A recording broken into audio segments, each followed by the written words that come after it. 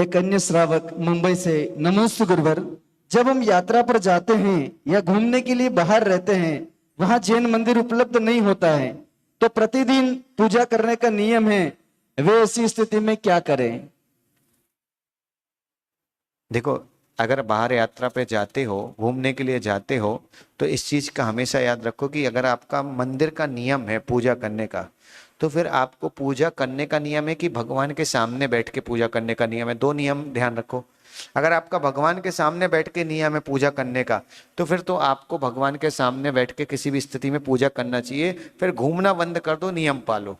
लेकिन अगर आपका केवल पूजा का नियम है और आप बाहर जा रहे, तो जहां भी आप बैठे हैं वहां कमरे में कहीं भी 10-20 मिनट निकालें, पूजा नियम से पढ़ें।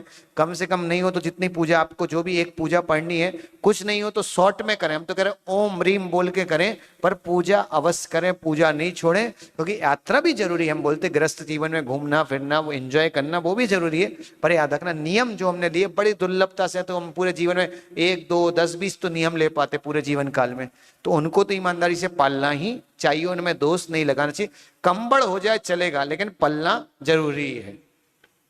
नमोस्तु महाराज।